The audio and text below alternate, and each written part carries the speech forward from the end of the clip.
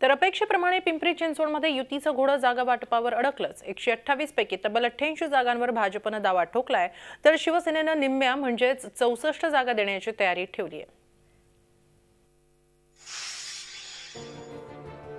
मुंबईसह राज्यातल्या महानगरपालिकांमध्ये युती संदर्भात सध्या चर्चेच्या फेऱ्या सुरू आहेत। पिंपरी चिंचवडमध्ये युतीबाबत बोलणी सुरू आहेत। आतापर्यंत केवळ युतीसाठी चर्चा करणाऱ्या दोन्ही पक्षांनी प्रत्यक्ष जागांचे प्रस्ताव ठेवलेत। नव्या प्रस्तावानुसार भाजपनं 128 पैकी 88 म्हणजे 70% जागांवर दावा केलाय। शिवसेनेला 40 जागा देऊ केल्यात। सेनेनं मात्र 64 जागांचा म्हणजेच 50% जागांचा प्रस्ताव ठेवलाय। त्यात भाजपनं त्यांच्या मित्र पक्षांना जागा त्यांच्याच कोट्यातून द्याव्यात असाही प्रस्ताव ठेवलाय।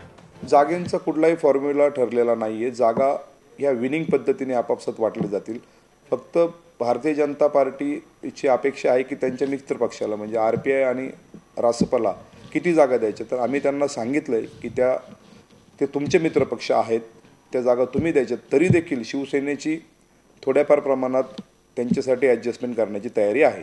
जरी ते भारतीय जनता पार्टीचे, रिपब्लिकन पार्टी ऑफ इंडिया आणि राष्ट्रीय समाज पक्ष मित्र पक्ष असले तरी त्यांच्या पार्टीचा, त्यांच्या जनाधाराचा भारतीय जनता पार्टी आणि शिवसेना दोघांनाही लाभ होणार आहे।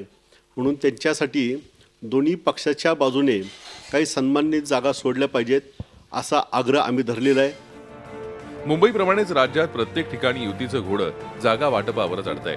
पिंपरी चिंचवडही त्याला अपवाद नाही। दोन्ही पक्षाचे नेते युतीला सकारात्मक असल्याचे दावे करतायत, पण प्रत्यक्षात जागांवर अडून बसलेत। आता पुढच्या चर्चेसाठी दोन्ही पक्ष 19 किंवा 20 तारखेला भेटणार आहेत। त्यात काय तोडगा निघतो हे पाहणं महत्त्वाचं ठरणार आहे। तुर्तास तरी युतीचं चित्र सध्या धुसरच आहे। कैलासपुरी, झी मीडिया, पिंपरी चिंचवड। झी 24 तास रहा एक पाऊल पुढे।